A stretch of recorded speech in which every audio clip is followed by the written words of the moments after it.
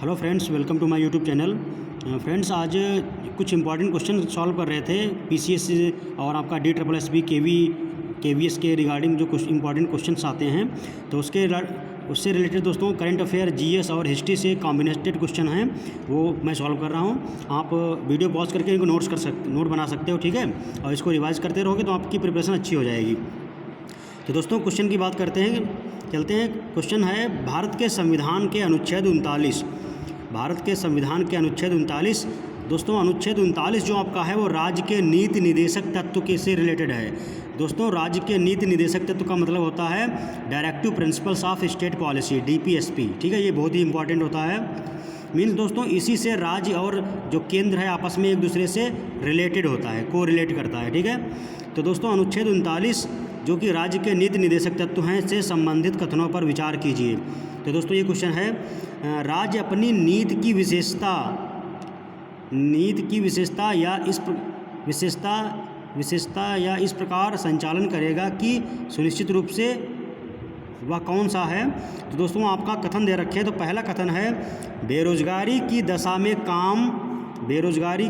दिशा में काम करने का अधिकार, शिक्षा का अधिकार तथा लोक सहायता उपलब्ध करा सकेगा, ठीक है। पहला कथन ये है। दूसरा दोस्तों स्टेटमेंट आपका है समुदाय के भौतिक संसाधनों का स्वामित्व और नियंत्रण समान रूप से बटा हो जिससे सामूहिक हित का साधन हो, ठीक है। अगला दोस्तों स्टेटमेंट है आर्थिक व्यवस्था इस प्रकार चले जिससे धन और उत्पादन के साधनों का सर्वसाधारण के लिए अहितकारी ना हो, ठीक है। तो दोस्तों आपसे कह रहा है कि उपरोक्त में से कौन सा कथन सत्य है। तो दोस्तों इसमें केवल तीसरा स्टेटमेंट आपका सही है। केवल दोस्तों तीसरा स्टेटमेंट सही आपका है, जो कि ये है आर्थिक व्यवस्था इस प्रकार चले जिससे धन और उत्पादन के साधनों का सर्वसाधारण के लिए अहितकारी ना हो, ठीक है फ्रेंड्स। ये इसका मतलब है, ये आपका आंसर सही है। बाकी ये दोनों फर्स्ट और सेकंड स्टेटमेंट गलत हैं, ठीक है। अब दोस्तों बात करते हैं कि अगला क्वेश्चन है 61 क्वेश्चन आपका आता है निम्नलिखित कथनों पर विचार कीजिए। तो दोस्तों स्टेटमेंट नंबर 1 है चित्रकला की जैन शैली का उद्भव लगभग 7वीं शताब्दी से 12वीं शताब्दी के मध्य हुआ। अगला कथन है जैन शैली की चित्रकला से संबंधित सित्तनवासल गुफा का निर्माण पल्लव राजा महेंद्र वर्मन के शासनकाल में हुआ। नेक्स्ट है जैन शैली के चित्रों में भावों की अभिव्यक्ति तथा नेत्रों की विशालता पर जोर दिया गया। तो दोस्तों इसमें से कौन सा कथन सत्य है ये पूछा जा रहा है। तो दोस्तों ये सभी ऑप्शन सही हैं, इसमें मतलब सभी जो स्टेटमेंट हैं वो सही हैं। तो इसलिए आपका ऑप्शन जो है वो ऑल ऑफ दी, यानी ये सभी सही हैं, ठीक है दोस्तों। अब बात करते हैं, अगला क्वेश्चन आपका है सेबी के निम्नलिखित कार्यों में से संबंधित निम्नलिखित कथनों पर विचार कीजिए। तो दोस्तों सेबी से रिलेटेड आपको स्टेटमेंट देखने हैं। पहला आपका कथन दे रखा है प्रतिभूतियों के अंतर्गत अंतरंग व्यापार को रोकना। नेक्स्ट है स्वयं द्वारा नियंत्रित संगठनों को प्रोत्साहित करना, स्टॉक एक्सचेंजी सहित किसी भी प्रतिभूति बाजार के व्यवसाय को नियंत्रित करना। अगला है दोस्तों प्रतिभूति बाजार में संलग्न व्यक्तियों को प्रशिक्षण प्रदान करना तथा निवेशकों की शिक्षा को प्रोत्साहित करना। तो दोस्तों इनमें से कौन सा कथन सही है ये आपसे पूछा जा रहा है। तो दोस्तों ये सभी ऑप्शन सही हैं। सेबी बहुत ही इंपॉर्टेंट है दोस्तों क्वेश्चन। सेबी से रिलेटेड जो भी चीज़ें ये बताई गई हैं वो सभी इंपॉर्टेंट हैं। प्रतिभूतियों के अंतर्गत या अंतरंग व्यापार को रोकना, स्वयं द्वारा नियंत्रित संगठनों को प्रोत्साहित करना, स्टॉक एक्सचेंज सहित किसी भी प्रतिभूति बाजार के व्यवसाय को नियंत्रित करना, ये भी इसी का काम है।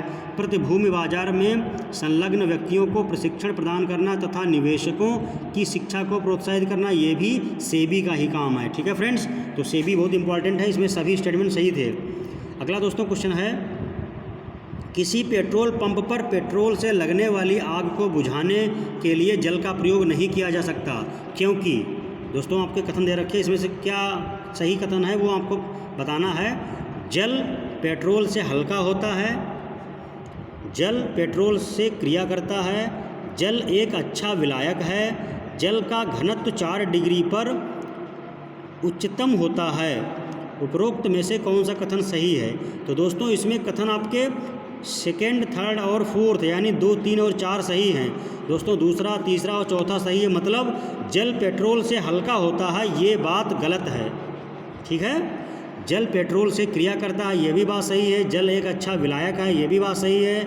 जल का घनत्व 4 डिग्री सेल्सियस पर उच्चतम होता है, ये भी बात सही है। ठीक है, तो दोस्तों इस प्रकार के आपका जो क्वेश्चन, जैसे एक ये क्वेश्चन आपका है, इस क्वेश्चन से एसएससी वगैरह में 3 क्वेश्चन आपके तैयार हो जाते हैं। ठीक है फ्रेंड्स, अगला क्वेश्चन दोस्तों है, निम्नलिखित कथनों पर विचार कीजिए। जिला योजना समिति की दशा में कम से कम 4/5 सदस्य जिला स्तर की पंचायत और जिले की नगर पालिकाओं के निर्वाचित सदस्यों द्वारा अपने में से निर्वाचित किए जाते हैं।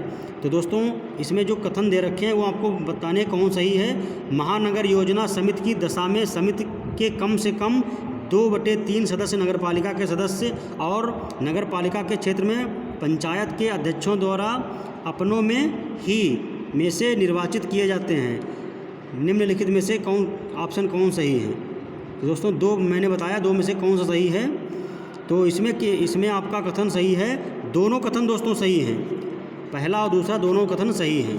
ठीक है, तो दोस्तों ये क्वेश्चन मैं आपको बता रहा हूँ, स्टेटमेंट से ओरिएंटेड हैं, स्टेटमेंट से रिलेटेड हैं। आपके एक क्वेश्चन से कई प्रकार के क्वेश्चन पूछे जा सकते हैं। ठीक है,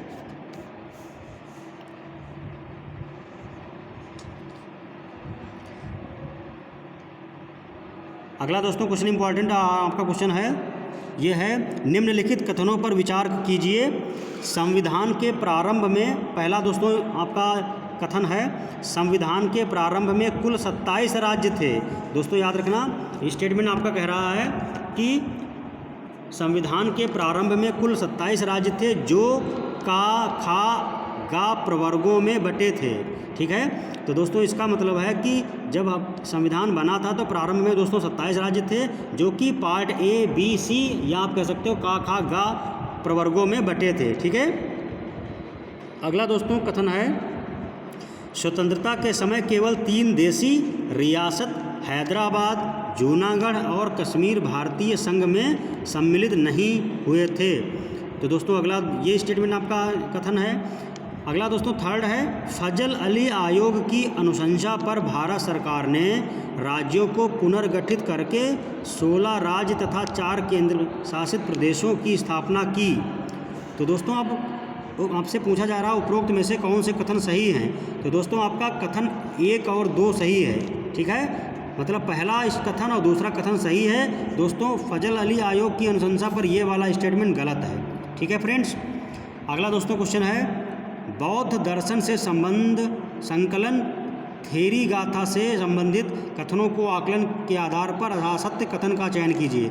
तो दोस्तों याद रखना, असत्य कथन आपको चुनना है। तो दोस्तों क्वेश्चन आपका कथन है, थेरी गाथा बौद्ध ग्रंथ विनय पाटिल का अंश है। दूसरा दोस्तों है बी पार्ट, इसमें भिक्षुणियों द्वारा रचित छंदों का संकलन किया गया है। अगला है दोस्तों, इससे महिलाओं के सामाजिक और आध्यात्मिक अनुभवों के बारे में जानकारी मिलती है। अगला दोस्तों है, इस संकलन में बुद्ध की शिक्षाएं अंतर्निहित हैं। तो दोस्तों इसमें कौन सा आपका स्टेटमेंट सही है? इसमें दोस्तों आपका कौन सा स्टेटमेंट गलत है? तो दोस्तों इसमें कोई स्टेटमेंट गलत नहीं है। ठीक है, तो इसमें आपका ऑप्शन है नन ऑफ दीज। ठीक है, अगला दोस्तों क्वेश्चन है, अगला क्वेश्चन आपका है, किसान क्रेडिट कार्ड योजना के विषय में निम्नलिखित कथनों पर विचार कीजिए। दोस्तों जो किसान क्रेडिट कार्ड आजकल बहुत चल रहा है, तो आपसे पूछा जा रहा है किसान क्रेडिट कार्ड योजना के विषय में निम्नलिखित कथनों पर विचार कीजिए। तो पहला कथन है, इस योजना के तहत ग्रामीणों को केवल व्यापारिक बैंकों के द्वारा ऋण देने की सुविधा दी जाती है।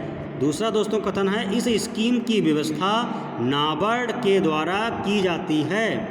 तीसरा दोस्तों आपका स्टेटमेंट है, किसान क्रेडिट कार्ड की सीमा का निर्धारण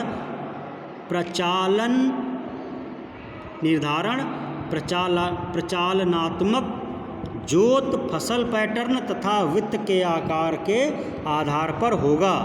निम्नलिखित में से कौन सा कथन सही है? तो दोस्तों केवल इसमें स्टेटमेंट नंबर 3 सही है, बस केवल स्टेटमेंट नंबर 3 सही है। मतलब ये दोस्तों आपका सही केवल है, किसान क्रेडिट कार्ड की सीमा का निर्धारण प्रचालनात्मक जोत मतलब कितनी ज़मीन है, फसल का पैटर्न क्या है तथा वित्त के आकार के आधार पर होगा, बस यही है। और दोस्तों पहला और दूसरा स्टेटमेंट गलत था।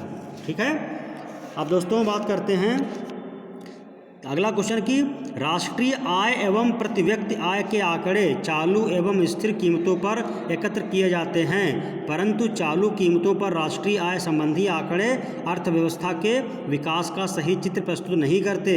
इसके कारण हैं, इसके दोस्तों कारण कौन से हैं? पहला है वास्तविक वस्तुओं एवं सेवाओं के उत्पादन में वृद्धि, वास्तविक वस्तुओं एवं सेवाओं की मांग में वृद्धि, कीमतों में कमी, कीमतों में वृद्धि। दोस्तों आपके ऑप्शन कह रहा है इसमें से कौन सही है? तो दोस्तों फर्स्ट और फोर्थ सही है, यानी वास्तविक वस्तुओं एवं सेवाओं के उत्पादन में वृद्धि और दोस्तों और कीमतों में वृद्धि, तो ये दोनों आपके ऑप्शन सही हैं। ठीक है, अगला दोस्तों इंपॉर्टेंट क्वेश्चन है, निम्नलिखित कथनों पर विचार कीजिए। आपका ऑप्शन है ऑप्टिकल फाइबर, ऑप्टिकल फाइबर में ध्वनि ऊर्जा को प्रकाश ऊर्जा के रूप में परिवर्तित किया जाता है। ऑप्टिकल फाइबर के द्वारा भेजी जाने वाली सूचनाएं डिजिटल रूप में होती हैं। ठीक है, तो दोस्तों इसमें कह रहा कौन सा ऑप्शन सही? तो दोस्तों दोनों स्टेटमेंट सही हैं और ये क्वेश्चन कई बार पूछा जाता है। दोस्तों एसएससी और बैंकिंग में आपको ये दो स्टेटमेंट दे रखे, सीधे क्वेश्चन के रूप में पूछ लिए जाएंगे। ठीक है, तो दोस्तों दोनों आपके स्टेटमेंट सही हैं, दोनों कथन सही हैं और ये इंपॉर्टेंट क्वेश्चन है।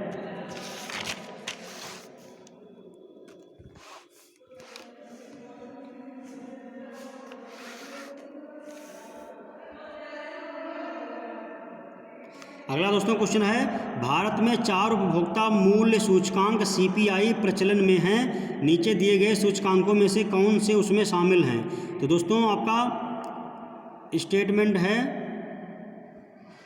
पहला दोस्तों आपका है कृषि श्रमिकों के लिए उपभोक्ता मूल्य सूचकांक, दूसरा दोस्तों है शहरी कामगारों के लिए उपभोक्ता मूल्य सूचकांक और तीसरा दोस्तों है शहरी कामगारों के लिए उपभोक्ता मूल्य सूचकांक। तो दोस्तों इसमें पहला और दूसरा आपका स्टेटमेंट सही है, कृषि श्रमिकों के लिए उपभोक्ता मूल्य सूचकांक और शहरी कामगारों के लिए उपभोक्ता मूल्य सूचकांक। सिर्फ दोस्तों यही पहला और दूसरा सही है, तीसरा स्टेटमेंट गलत है। अगला दोस्तों क्वेश्चन इंपॉर्टेंट है, ई कचरा यानी ई वेस्टेज के संबंध में निम्नलिखित कथनों पर विचार कीजिए। तो दोस्तों ई वेस्टेज के बारे में आपसे क्वेश्चन कई बार पूछा जाता है। तो दोस्तों ई कचरा, पहला स्टेटमेंट है, ई कचरा का संबंध नवीन प्रौद्योगिकी से है। ई कचरे से निकलने वाले तत्वों से मृदा को नहीं बल्कि केवल जीवों को नुकसान पहुंचता है। हाल ही में यूएनओ द्वारा जारी वैश्विक ई कचरा निगरानी रिपोर्ट के अनुसार ई कचरा फैलाने में भारत 5वें स्थान पर है। तो दोस्तों कह रहा आपसे है कि उपरोक्त में से कौन सा कथन सही है? तो दोस्तों इसमें आपका आंसर सही है 1 और 3, आपका ऑप्शन 1 और 3 सही है। मतलब ई कचरा का संबंध नवीन प्रौद्योगिकी से है और दूसरा और दोस्तों ऑप्शन आपका सही है, हाल ही में यूएनओ द्वारा जारी वैश्विक ई कचरा निगरानी रिपोर्ट के अनुसार ई कचरा फैलाने में भारत का स्थान 5वां है। दोस्तों 5th पोजीशन है। दोस्तों ऑप्शन आपका दूसरा गलत है, मतलब ई कचरे से निकलने वाले तत्वों से मृदा को नहीं बल्कि केवल जीवों को नुकसान पहुंचता है। तो दोस्तों ऐसे कुछ ऑप्शन आप देख के ही जान सकते हो, केवल वर्ड लगा है, इसका मतलब इसके सही होने के चांसेस बहुत कम हैं। ठीक है, तो दोस्तों ये इंपॉर्टेंट क्वेश्चन था। अगला क्वेश्चन है, ऊंट को रेगिस्तान का जहाज कहा जाता है, वह गर्म रेत में कई दिनों तक बिना जल के रह सकता है। ऊंट के संदर्भ में निम्नलिखित कथनों पर विचार कीजिए। पहला दोस्तों आपका कथन है, ऊंट अपने ऊबड़ में वसा का संचय करते हैं। अगला दोस्तों है, ऊंट अत्यधिक पानी की मात्रा अपने आमाशय के चारों ओर स्थित छोटे छोटे बैसलों में संचित कर लेता है। अगला दोस्तों ऑप्शन है, ऊंट पर अनुसंधान हेतु राष्ट्रीय अनुसंधान केंद्र जोखीर बीकानेर राजस्थान में स्थित है। अब दोस्तों पूछा जा रहा है कि उपरोक्त में से कौन सा कथन सही है? तो दोस्तों आपके ये सभी ऑप्शन सही हैं, ये सभी ऊपर दे रखे ऑप्शन सही हैं ऊंट के रिलेटेड। ठीक है दोस्तों,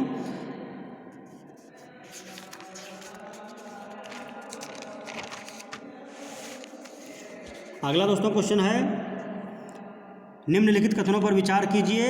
ऑप्शन आपका कथन है प्रत्येक अक्षांश एवं देशांतर रेखाएं एक दूसरे को समकोण पर काटती हैं।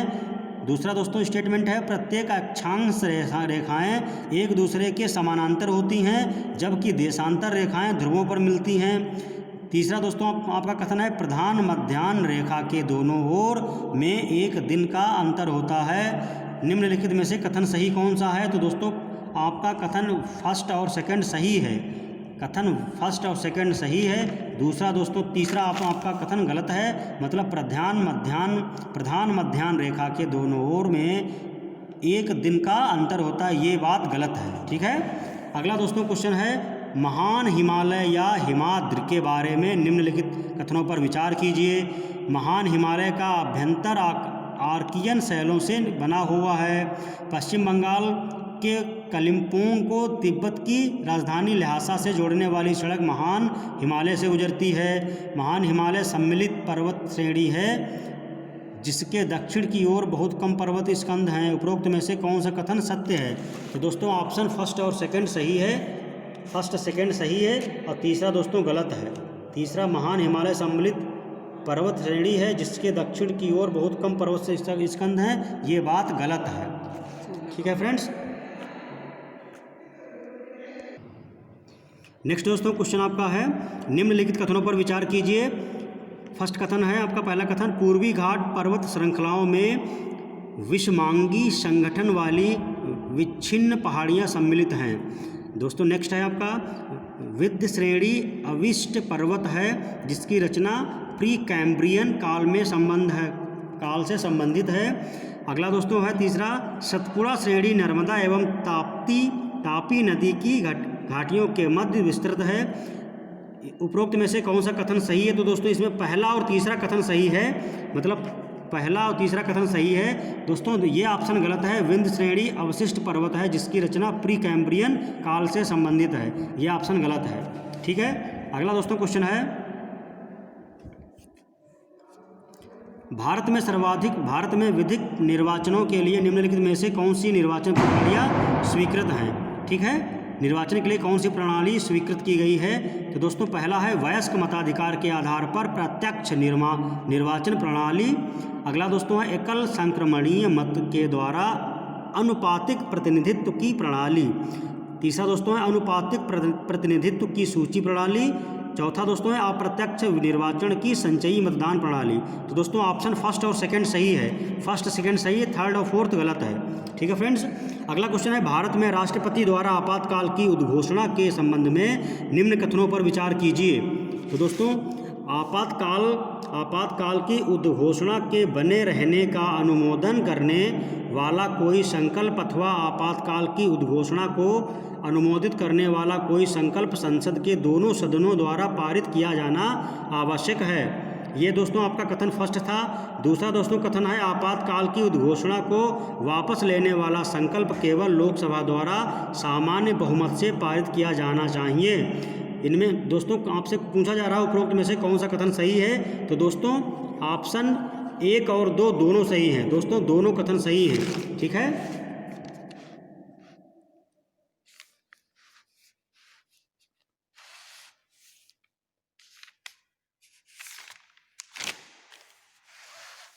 अगला दोस्तों क्वेश्चन है निम्नलिखित कथनों पर विचार कीजिए। पहला आपका स्टेटमेंट है कथन है बैक्टीरिया नील हरित शैवाल इत्यादि को विभिन्न प्रजातियों का प्रयोग जैविक खाद के रूप में किया जाता है। दूसरा दोस्तों स्टेटमेंट है भारत विश्व की कुल नाइट्रोजन युक्त खाद उत्पादन का सबसे बड़ा उपभोक्ता है। अगला दोस्तों कथन है वैश्विक स्तर पर सर्वाधिक नाइट्रोजनी खाद का उपयोग गन्ने की फसल के लिए किया जाता है। तो दोस्तों इसमें केवल ऑप्शन आपका पहला सही है। ठीक है। मीन्स बैक्टीरिया नील हरित शैवाल इत्यादि की विभिन्न प्रजातियों का प्रयोग जैविक खाद के रूप में किया जाता है। ये दोस्तों स्टेटमेंट सही है। ठीक है। अगला दोस्तों आपका क्वेश्चन है निम्नलिखित कथनों पर विचार कीजिए। पहला स्टेटमेंट है केचुए में हीमोग्लोबिन रुधिर प्लाज्मा में घुला होता है। अगला दोस्तों आपका स्टेटमेंट है एनीलिडा में बंद प्रकार का परिसंचरण तंत्र पाया जाता है। प्लाज्मोडियम केवल एक पोषक मादा एनाफिलीन मच्छर में अपना जीवन चक्र पूर्ण करता है। तो दोस्तों इसमें कथन आपका असत्य पूछा जा रहा था, तो केवल दोस्तों आपका असत्य कथन है तीसरा, यानी प्लाज्मोडियम केवल एक पोषक। केवल दोस्तों वर्ड लगा तो आप इसको देख के टेक्निकल समझ सकते हो कि ये आपका स्टेटमेंट फॉल्स होगा। ठीक है, तो आपको फॉल्स पूछा जा रहा था, तो आपका थर्ड स्टेटमेंट फॉल्स है। क्लियर। अब दोस्तों आपका एक इम्पॉर्टेंट क्वेश्चन है, क्रायोजेनिक इंजन प्रयोग में लाए जाते हैं क्यों। दोस्तों इसका ऑप्शन है, आपका स्टेटमेंट है, द्रव ऑक्सीजन ऑक्सीकारक के रूप में तथा द्रव हाइड्रोजन ईंधन के रूप में। अगला दोस्तों है, द्रव सल्फर डाइऑक्साइड ऑक्सीजन के रूप में तथा द्रव हाइड्रोजन ईंधन के रूप में। अगला दोस्तों स्टेटमेंट है, द्रव क्लोरीन ऑक्सीकारक के रूप में तथा द्रव हाइड्रोजन ईंधन के रूप में। तो दोस्तों इसमें आपका एक और ऑप्शन आपका है डी, द्रव फ्लुआरीन ऑक्सीकारक के रूप में तथा द्रव हाइड्रोजन ईंधन के रूप में। तो दोस्तों इसमें आपका ऑप्शन सही है पहला, कि द्रव ऑक्सीजन ऑक्सीकारक के रूप में तथा द्रव हाइड्रोजन ईंधन के रूप में। दोस्तों ये बात आपका ये स्टेटमेंट सही है, कथन ये सही है। अगला दोस्तों क्वेश्चन आपका इंपॉर्टेंट है, जी सैट 15 के बारे में कथनों पर विचार कीजिए। पहला दोस्तों कथन है, यह पहला उपग्रह है जो गगन पेलोड को लेकर गया।